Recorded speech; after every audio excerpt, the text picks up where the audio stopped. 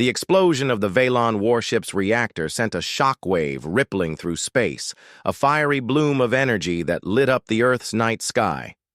For a brief moment, it looked like a second sun had appeared in the heavens. People around the world stopped what they were doing to stare upward, their faces filled with awe and uncertainty. Was this the end, or was it the beginning of something new? On board the Dauntless, Ryan Mitchell piloted the ship back toward Earth, his hands gripping the controls tightly. The adrenaline from the mission still coursed through his veins, but now exhaustion was setting in. Beside him, Laura Bennett sat slumped in her seat, her face pale and streaked with tears. Maya Rodriguez stared out the viewport, her knuckles white as she clutched the armrest. None of them spoke. They didn't need to. The weight of what had happened hung heavy in the air. Ethan Cole's sacrifice haunted them all. He had given his life to ensure the team could escape, buying them just enough time to destroy the reactor. It was a debt none of them felt they could ever repay. Laura closed her eyes, trying to push away the image of Ethan charging into battle, his weapon blazing. She had seen death before, studied it in textbooks, but nothing had prepared her for the raw, visceral pain of losing someone who mattered. When the Dauntless finally touched down at the command center, Alex Carter was waiting. His expression softened when he saw the somber looks on their faces. "You did it," he said quietly. "The warship's crippled." Ryan nodded, stepping out of the ship. "But we lost Ethan." Alex placed a hand on Ryan's shoulder. "He saved us all. We won't forget him." The news of the strike team's success spread quickly. Across the globe, people celebrated the victory, however small it might have been. For the first time since the Valon's arrival, there was a sense that humanity wasn't completely powerless. But Alex knew better. The warship may have been damaged, but it wasn't destroyed. And Commander Zyrak, the ruthless leader of the Valon forces, was still out there. Inside the command center, Laura worked tirelessly to analyze the data collected during the mission. Fragments of intercepted signals, schematics of the warship, and recordings of alien communications. All of it was pieced together in an effort to understand the Valon's next move. What she discovered chilled her to the bone. "They're not done," she told Alex late one night, her voice trembling. "The reactor explosion weakened the warship, but it's still operational. Their mining operations are already underway. If we don't stop them soon, they'll start extracting Earth's core." Alex frowned. "How long do we have?" "Days, maybe weeks," Laura replied. "Once they begin drilling, the planet will destabilize. Earthquakes, volcanic eruptions, it'll be catastrophic." Alex clenched his fists.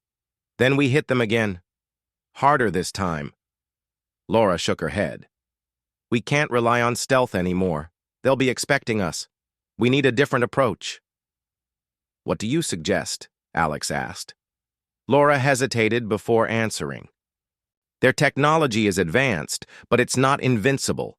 The reactor overload proved that. If we can target their remaining defenses and disable their shields, we might stand a chance in a direct assault." Alex considered this. A full-scale attack would require every resource humanity had left. Nations would need to pool their military forces, coordinate strategies, and risk everything in a single, decisive battle. It was a gamble, one that could either save Earth or doom it entirely. Over the next few days, preparations began for humanity's final stand. Ships from every corner of the globe gathered in orbit, forming a ragtag fleet of outdated fighters, experimental prototypes, and repurposed civilian vessels. Soldiers trained relentlessly, drilling for scenarios they hoped never to face. Civilians donated supplies, volunteered as medics, and even offered their own homes as shelters for displaced families. Despite the odds, humanity refused to give up. Ryan took charge of organizing the fleet, using his experience as a pilot to devise tactics against the Valons. He divided the ships into squadrons, assigning roles based on speed, firepower, and maneuverability. Laura worked alongside him, helping to identify weak points in the Veylon warship's defenses. Maya stayed close, sharing what she knew about the aliens' tactics and vulnerabilities. As the day of the battle approached, tensions ran high. Soldiers wrote letters to loved ones, unsure if they would ever see them again. Families huddled together, praying for a miracle. In cities and towns, people lit candles and held vigils, their voices rising in songs of hope and defiance. On the morning of the assault, the fleet launched from Earth's atmosphere, a glittering swarm of ships heading straight for the Veylon warship. From the bridge of the Dauntless, Ryan watched as the formation took shape, each vessel falling into position. Behind him, Laura monitored sensors, her fingers flying across the console. Maya stood silently, clutching the signal jammer she had brought along. "This is it," Ryan said, his voice steady despite the knot in his stomach. "Stay sharp." The Veylons were ready for them.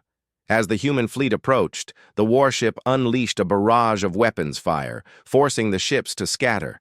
Explosions lit up the void of space as missiles and plasma bolts tore through the formation. Pilots screamed over comms as their vessels were hit, some managing to eject while others disappeared in balls of flame. Ryan gritted his teeth, weaving the Dauntless through the chaos.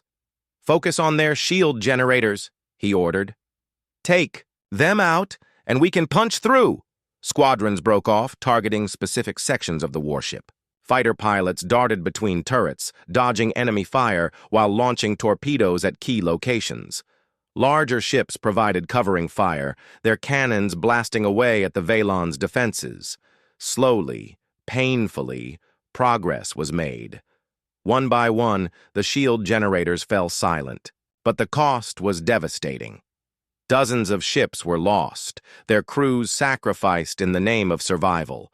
Ryan felt each loss like a knife to the chest, but he couldn't afford to dwell on it. There was no turning back now.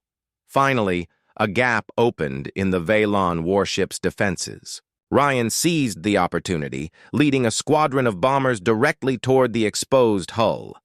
"All units converge on my position," he shouted. "We're going in." The bombers unleashed their payloads, breaching the warship's outer shell. Through the hole, Ryan guided the Dauntless inside, followed by a handful of other ships.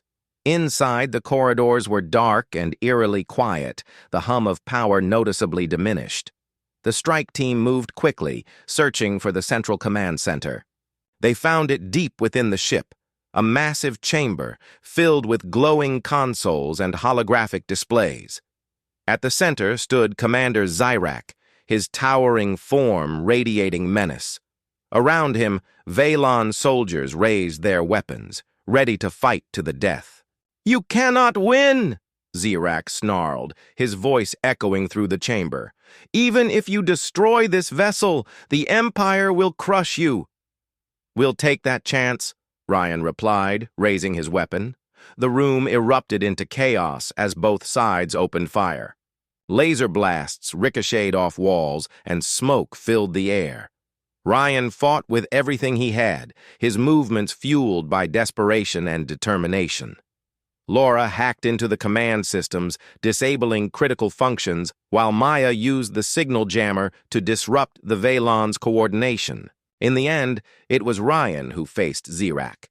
The alien commander was stronger, faster, and more skilled, but Ryan refused to back down. With a final, desperate lunge, he managed to land a fatal blow, sending Zyrak crashing to the ground. "It's over," Ryan panted, looking around at the fallen enemies. "We did it." Outside, the remaining human ships regrouped, their weapons trained on the warship. As the command center exploded, the massive vessel began to collapse, breaking apart in a spectacular display of destruction. Cheers erupted among the fleet as the threat was finally neutralized. Back on Earth, people poured into the streets, celebrating the victory.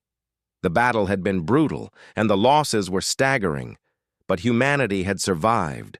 Together they had faced an impossible foe, and triumphed. The day of the mission arrived, and tension filled the air. The strike team gathered in a secure hangar at the edge of the Nevada desert. Inside stood the Dauntless, Earth's most advanced starship, designed with reverse-engineered alien technology, recovered years earlier from a crashed scout drone. Its sleek silver frame gleamed under the harsh lights, and its engines hummed softly as they powered up. Captain Ryan Mitchell ran his hand along the hull, feeling both pride and dread. This ship was humanity's best chance, but it was also a fragile hope against an overwhelming enemy. Laura Bennett double-checked her equipment one last time. She carried a small device loaded with data-cracking algorithms, hoping to find a way to disable the Veylon warship's systems. Beside her, Sergeant Ethan Cole inspected his weapons, ensuring every piece was in perfect condition. His expression was stoic, but his eyes betrayed a flicker of fear. Maya Rodriguez stood nearby, clutching the signal jammer she had brought. Though not a soldier, she had insisted on joining the mission, determined to contribute however she could.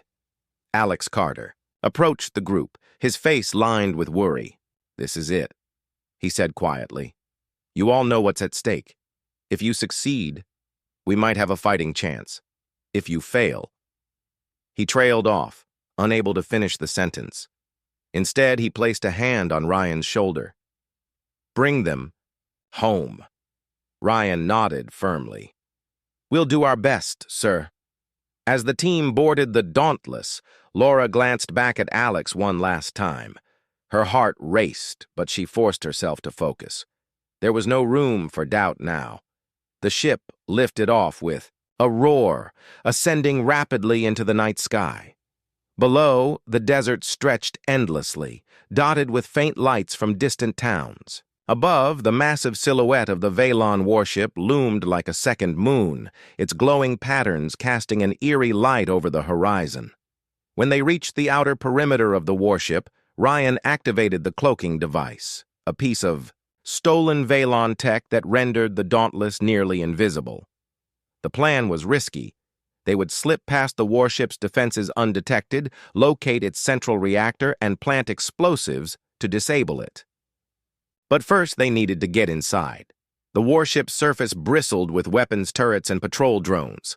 Ryan maneuvered the Dauntless carefully, avoiding detection while searching for an entry point. Finally, they spotted a docking bay, where smaller vessels were entering and exiting. Using precise controls, Ryan guided the ship into the bay just as another Veylon craft departed. The timing was perfect. Once inside, the team disembarked, moving quickly through the labyrinthine corridors of the warship. The interior was unlike anything they had ever seen.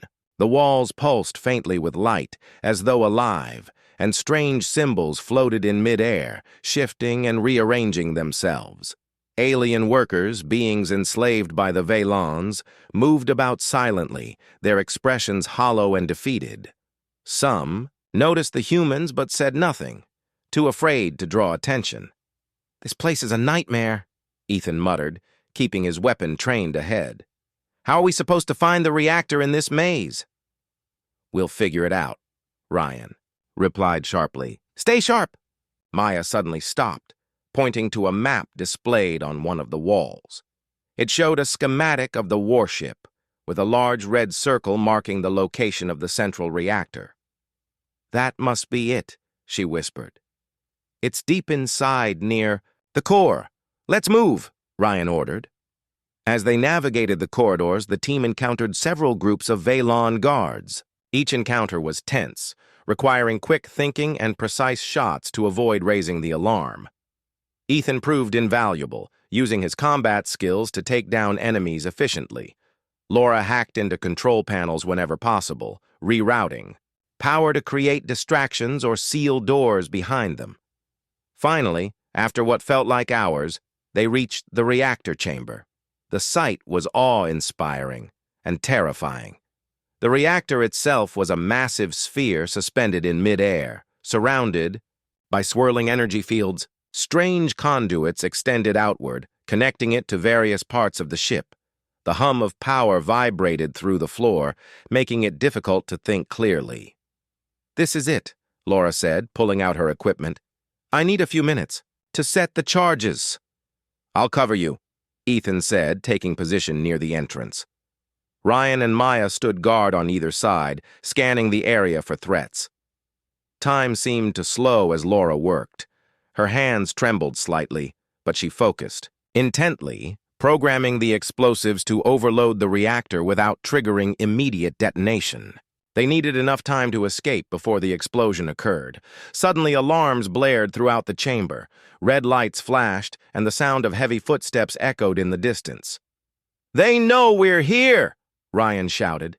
Ethan cursed, under his breath. "How many?" "Too many," Maya answered, peering around the corner. A squad of Veilon soldiers was approaching, their weapons raised. "Keep working!" Ryan yelled at Laura. "We'll hold them off!" Ethan opened fire, his plasma rifle cutting down the first wave of attackers. Ryan joined him, their combined firepower holding the enemy at bay. Maya used the signal jammer to disrupt the Veilon's communications, causing confusion among their ranks. For a moment, it seemed like they might actually pull it off. But then reinforcements arrived. Dozens of Veilon soldiers pouring into the chamber. Ethan took a hit to his shoulder, grunting in pain but refusing to fall back. "Go!" he shouted at Ryan. "Get them out of here!" "No!" Ryan protested. "We're not leaving you behind. There's no other way," Ethan snapped. "Someone has to buy you time!"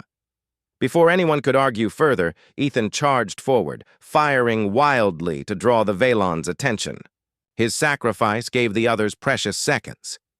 Laura finished setting the charges and signaled for everyone to retreat. Tears streamed down her face as she turned away from Ethan, knowing he wouldn't survive. "Let's go!" Ryan barked, grabbing Maya's arm and pulling her toward the exit. Laura followed close behind, her legs shaking with exhaustion and grief. They barely made it back to the Dauntless in time. As the ship launched, the reactor began to destabilize. A blinding flash of light erupted from the warship's core, followed by a shock wave that rocked the Dauntless. Ryan fought to keep the ship steady as they sped away, watching in silence as the Veilon warship collapsed in on itself. For a moment, there was only darkness. Then, slowly, cheers erupted aboard the Dauntless. They had done it. They had struck, a blow against the Veilon Empire. But the victory came at a cost. Ethan's bravery would never be forgotten, nor would the countless lives lost during the invasion. As they returned to Earth, the team knew the fight wasn't over. The warship may have been crippled, but the Veilons weren't defeated yet. Humanity still faced an uphill battle, but for the first time in weeks, there was a glimmer of hope. The impossible had been achieved, proving that even the smallest acts of courage could change the course of history. The Veilon warship had finally come to a halt, hovering ominously in orbit above the Pacific Ocean. Its presence loomed over Earth like a storm cloud that refused to break. The world watched with bated breath as smaller vessels began descending from the massive ship, heading toward major cities across the globe. These sleek, metallic craft glided silently through the atmosphere, their purpose unknown but undeniably threatening. In New York City, Ambassador Daniel Hayes stood ready to meet the aliens on behalf of the United Nations. A tall, calm man with graying hair, Daniel had spent decades negotiating peace treaties and resolving international disputes. He was chosen for this mission because of his ability to remain composed under pressure. Beside him stood Lieutenant Olivia Grant, a no-nonsense soldier tasked with leading a team of elite troops armed with experimental plasma weapons. Her sharp eyes scanned the skies, her finger resting lightly on the trigger of her weapon. The alien vessel landed in Central Park, its sleek surface gleaming under the morning sun. A hatch opened, and out stepped the Veilon envoy. They were humanoid, in shape but taller and more imposing than any human. Their skin shimmered faintly as though infused with light, and their eyes glowed with an eerie intensity. At the center of the group stood Commander Zirak, the leader of the delegation.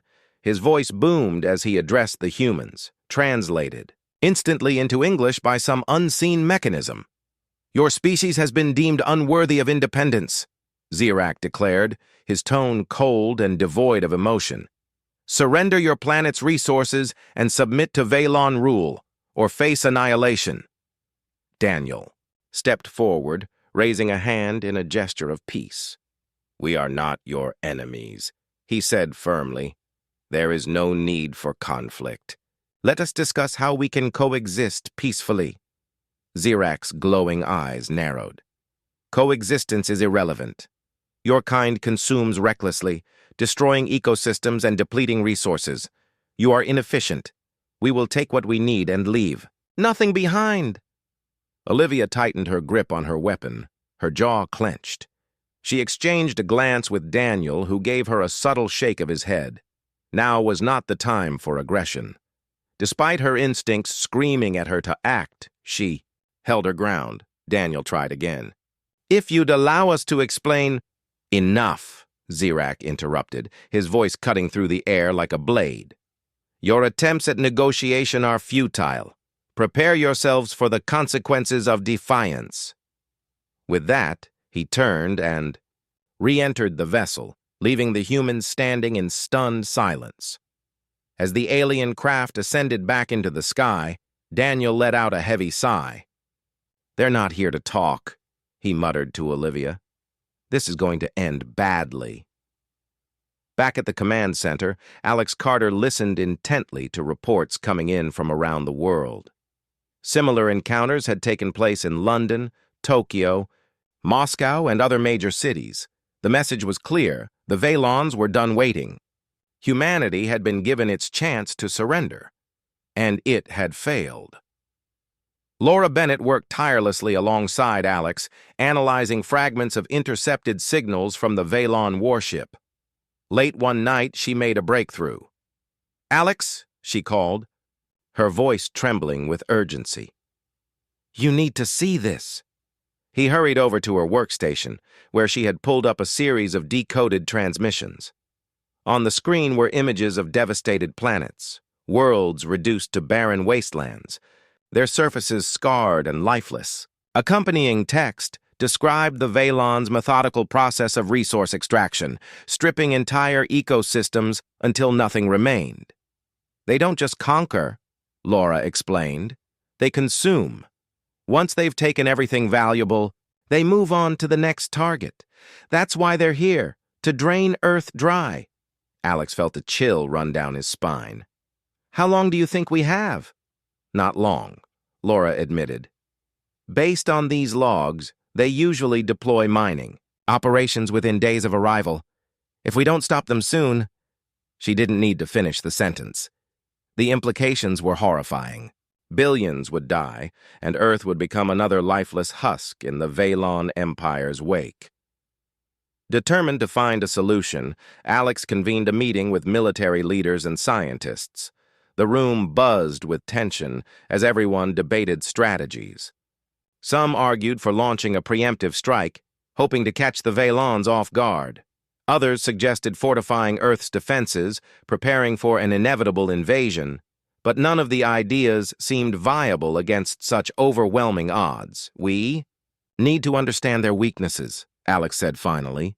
There has to be something we can exploit. Laura nodded. I'm working on that. I've been studying the data from those destroyed drones. If I can identify a vulnerability in their technology, we might stand a chance. As the days passed, strange phenomena continued to plague Earth. Electromagnetic storms intensified, knocking out power grids and communication networks. Wildfires erupted in remote areas, seemingly ignited by energy bursts from the Vaylon warship. People grew restless, unsure whether to flee or fight. Riots broke out in several cities as fear turned to anger. Despite the chaos, pockets of hope emerged. In rural communities, farmers banded together to protect their land. In urban centers, volunteers organized food drives and medical aid for displaced families. Even in the darkest moments, humanity showed resilience, a stubborn refusal to give up. One evening, Alex received an unexpected visitor at the command center. Maya Rodriguez, a young woman who claimed to have vital information about the Vaylons. She was accompanied by two men, both visibly nervous but determined. Maya introduced herself as a member of an underground resistance movement dedicated to fighting extraterrestrial threats. "We've been monitoring the Veilons for years," she explained. "Our sources tell us they're vulnerable during resource extraction. Their equipment requires precise calibration, and even minor disruptions can cause catastrophic failures." Alex leaned forward, intrigued. "Can you prove this?" Maya hesitated before pulling out a small device from her bag. It looked crude, cobbled together from spare parts, but she insisted it could jam Veilon's signals. "We've tested it on scout drones," she said. "If we can get close enough to their operations, we might be able to disable their systems." Laura examined the device carefully, her brow furrowed. "It's risky," she said after a moment. "But it could work. If we coordinate an attack while their systems are down—" "We'll need volunteers," Alex interrupted, already formulating a plan. "People willing to risk everything to buy us time." Maya raised her hand without hesitation. "Count me in."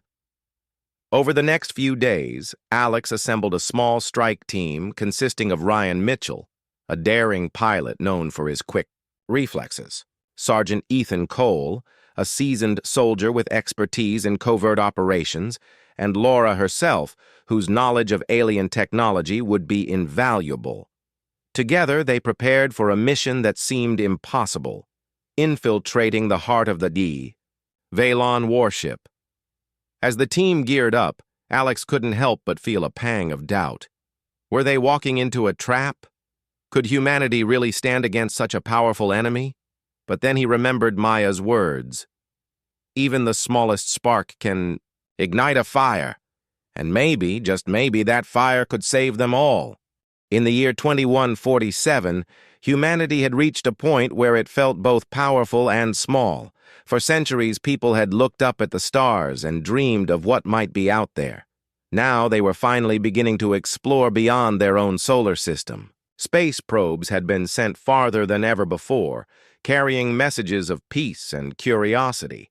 But no one expected that something far greater would answer. It started with a signal.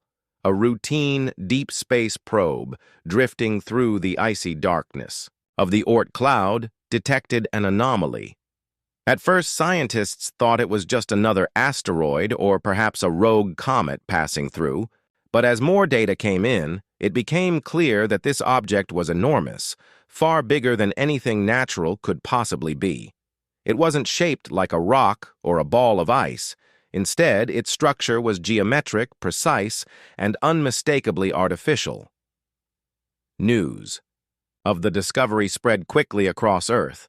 Governments scrambled to understand what they were dealing with. Astronomers worked around the clock trying to gather as much information as possible. The object was moving slowly but steadily toward the inner solar system. Its size was staggering. Calculations showed it was larger than Earth's moon, making it unlike anything humanity had ever encountered. Some speculated it might be a derelict ship, abandoned eons ago by some ancient civilization. Others feared it could belong to a species still very much alive, and not necessarily friendly. Commander. Alex Carter was woken in the middle of the night by an urgent call from headquarters. He was the leader of Earth's fledgling United Space Defense Force, a branch of the military created to handle extraterrestrial threats. Though the force was relatively new, Alex had spent years preparing for moments like this. He dressed quickly and headed to the command center, his mind racing with possibilities. At the same time, Dr. Laura Bennett received a similar summons.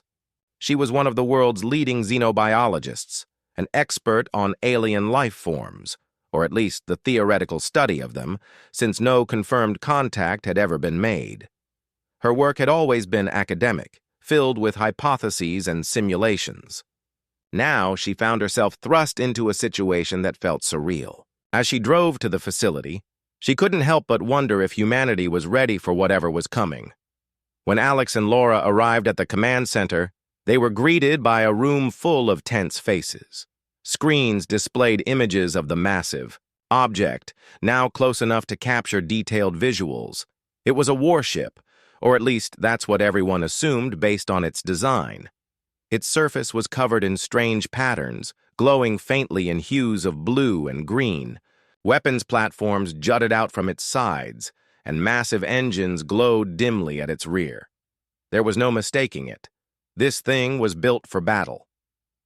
"What do we know so far?" Alex asked, taking charge immediately. "Not much," replied General Peterson, a grizzled man who had seen decades of service. "We've detected energy signatures consistent with advanced technology. Whatever this thing is, it's way beyond us." Laura stepped forward, her voice calm despite the tension in the room. "Have we tried communicating?" General Peterson nodded. "We've sent standard greeting signals, mathematical sequences, all the usual protocols. So far, nothing." Alex frowned. "That doesn't mean they can't hear us. If they're advanced enough to build something like that, they'll have picked up our transmissions long before now." Before anyone could respond, alarms blared throughout the room. On one of the screens, a new message appeared. A transmission, directly from the alien vessel. The language was incomprehensible, a series of clicks and hums accompanied by symbols that defied interpretation. Then, without warning, the message changed. Words appeared in English, stark and unambiguous. "Surrender. Your planet or face annihilation." The room fell silent. No one moved. Everyone stared at the screen, unable to believe what they were seeing. Finally, General Peterson broke the silence. "They're serious," he said grimly. "This isn't a bluff." Alex clenched his fists. "We can't just roll over and give up. We don't even know why they're here." Laura agreed. "There has to be more to this. Maybe they want resources, or maybe they see us as a threat." "Doesn't matter," General Peterson interrupted. "If we don't respond carefully, we're dead. They've already demonstrated they can track our communications and translate our languages. That means they've been watching us for a long time." Over the next few days, the situation grew increasingly dire. The alien warship continued its slow approach, now visible from Earth as a faint dot in the sky. Panic spread across the globe as news outlets broadcast non-stop coverage of the event. Cities buzzed with fear, and governments struggled to maintain order. Conspiracy theories ran rampant, ranging from claims that the aliens were gods to accusations that this was all a hoax designed to control the population. Amidst the chaos, Alex and Laura worked tirelessly to find answers. Using intercepted signals from the warship, Laura began piecing together fragments of information. She discovered references to a group called the Veilon Empire, a name that sent shivers down her spine. Further analysis revealed that the Veilons were conquerors, a ruthless civilization that swept through galaxies, stripping planets of their resources and leaving behind desolate wastelands. "They're not here to negotiate," Laura told Alex during a late-night meeting. "They're here to take everything we have and then destroy us."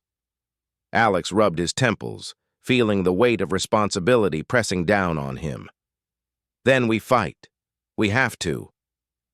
"But how?" Laura asked. "Their technology is centuries ahead of ours. Look at the size of that thing. We don't stand a chance." "We'll figure it out," Alex said firmly.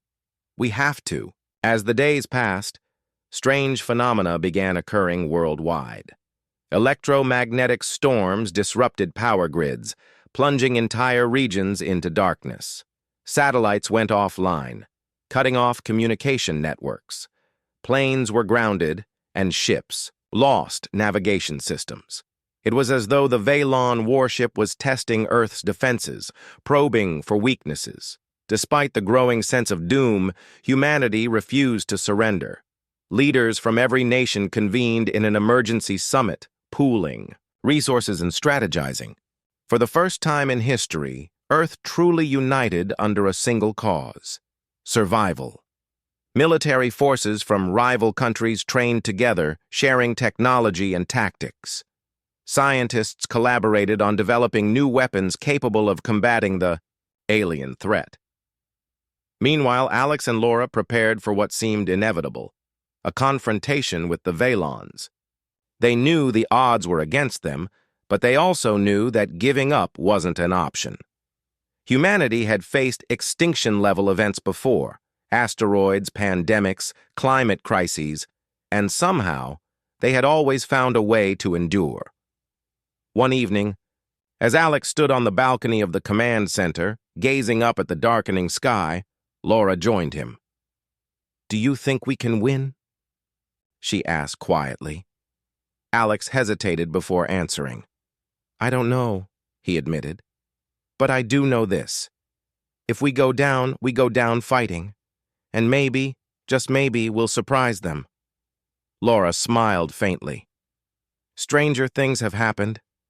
As the alien warship loomed closer, casting its shadow over Earth, humanity braced itself for the greatest challenge it had ever faced. The stage was set for a conflict that would determine the fate of billions, and perhaps the future of the galaxy itself. The transformation of the Eclipse from a weapon of war into a symbol of unity was no small feat. It required months of painstaking effort, not just from Captain Daniel Carter and his crew, but also from representatives of humanity's scattered factions.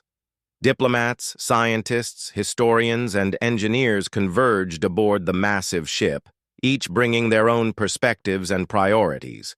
The debates were often heated, with old rivalries threatening to derail progress at every turn. But through it all, one thing remained clear. The eclipse represented an opportunity, a chance for humanity to rediscover its shared roots and forge a new path forward. Dr. Emily Dawson became the driving force behind the project to preserve the ship's history. She led teams of researchers in cataloging the vast archives stored within the eclipse. Every log, schematic, and artifact told a piece of the story of humanity's forgotten past. For Emily, it was both exhilarating and humbling to uncover fragments of knowledge that had been lost for millennia. "This isn't just about preserving technology," she explained during one of the many meetings held in the ship's central chamber. "It's about understanding who we are. These records show us that our ancestors were capable of incredible things we're only beginning to grasp again. If we lose this, we risk repeating the mistakes that led to their downfall." Her words resonated deeply with the crew and the delegates alike. Slowly, skepticism gave way to cooperation as people began to see the eclipse not as a prize to be claimed, but as a legacy to be honored. Plans were drawn up to convert parts of the ship into exhibits, classrooms, and research facilities. Cryogenic pods containing thousands of humans were carefully studied, with medical teams working around the clock to ensure their safe revival. The idea of waking these ancient travelers sparked both excitement and trepidation. It was a reminder that the eclipse carried not just artifacts, but living, breathing pieces of humanity's past. Chief Engineer Laura Simmons faced her own challenges as she worked to stabilize the ship's systems. While the eclipse had proven remarkably resilient, centuries of dormancy had taken their toll. Power fluctuations, outdated interfaces, and mysterious malfunctions kept her team busy. But Laura thrived under pressure, her determination unwavering. "We can't let this ship fall apart now," she said to Ensign Kyle Bennett as they pored over schematics in the engineering bay. "Not when so much depends on it." Kyle nodded, his fingers flying across a console as he ran diagnostics. "It's like piecing together a puzzle where half the pieces are missing, but we'll figure it out." Their hard work paid off. Over time, the Eclipse's systems stabilized, and its advanced technologies began to integrate seamlessly with modern equipment. Some innovations, such as energy-efficient reactors and self-repairing materials, were adapted for use in other human vessels. Others, like the pulsar cannon, were sealed away indefinitely, deemed too dangerous to ever be used again. Lieutenant Rachel Monroe played a crucial role in maintaining security during the transition. With tensions still high among factions, the possibility of sabotage or theft remained a constant threat. Rachel organized rotating patrols throughout the ship, ensuring that every corridor, chamber, and storage bay was monitored. Her leadership inspired confidence among the crew, and even the most skeptical delegates came to respect her dedication. "Trust doesn't come easy in situations like this," she told Daniel one evening as they walked along a dimly lit passageway. "But if we want this to work, we have to start somewhere," Daniel agreed. "And we've come farther than I ever thought possible. A year ago, I wouldn't have believed we could turn a battlefield into a meeting ground. As the weeks turned into months, the Eclipse began to take on a new identity. Its once dormant corridors buzzed with activity as crews restored lighting, cleaned surfaces, and installed holographic displays showcasing its history. The cryo chambers became a focal point of curiosity and reverence, with visitors marveling at the sight of humans frozen in time. Engineers worked tirelessly to adapt living quarters for long-term habitation, transforming the ship into a functional base for researchers and diplomats alike. One day, Daniel stood on the observation deck, watching as a delegation of children toured the ship. Their wide eyes reflected wonder as they gazed at holograms depicting Earth's ancient cities and starships launching into the unknown. He felt a surge of pride, not just in what the Eclipse had become, but in what it represented for future generations. "It's strange, isn't it?" Emily joined him, her arms crossed as she looked out at the stars. "This ship was built to escape destruction, yet here we are using it to rebuild."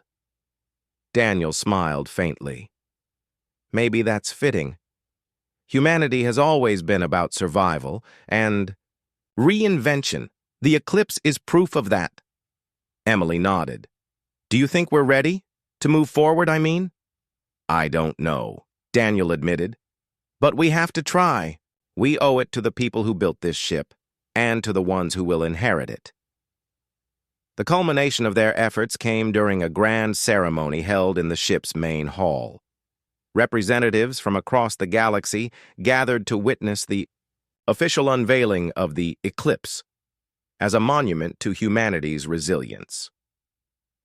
Chancellor Marcus Hale of the United Human Assembly delivered a speech that echoed through the chamber.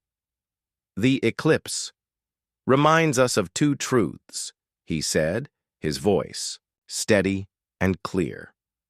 "First, that we are capable of greatness, that even in our darkest moments we can create something extraordinary. And second, that we are stronger together than we are apart. Let this ship serve as a testament to those principles." Applause filled the room as delegates rose to their feet, united in purpose if only for a moment. Outside, the stars shimmered against the blackness of space, indifferent to the struggles and triumphs of those who gazed upon them.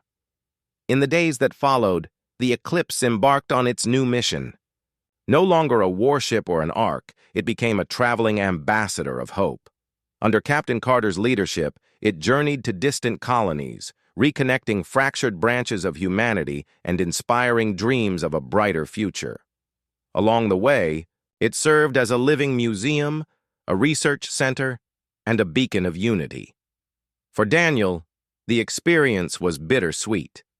He had spent years fighting to protect the Eclipse, knowing full well the dangers it posed. Now, as he watched it bring people together, he couldn't help but feel a sense of fulfillment. The galaxy had trembled at the emergence of the Eclipse, but not because of fear. It trembled with anticipation of what humanity might achieve next. And so, the Eclipse sailed on, carrying with it the hopes and dreams of countless generations. It was a reminder of where humanity had been, and a promise of where it could go. In the vast expanse of the cosmos, it stood as a testament to the indomitable spirit of those who dared to reach for the stars. "I noticed that you've requested Part 6, but the story outline only specifies 5 parts. To maintain consistency with the structure and avoid redundancy, I recommend either expanding the existing 5-part framework or clarifying how you'd like Part 6 to fit into the narrative. Let me know how you'd like to proceed, and I'll be happy to assist."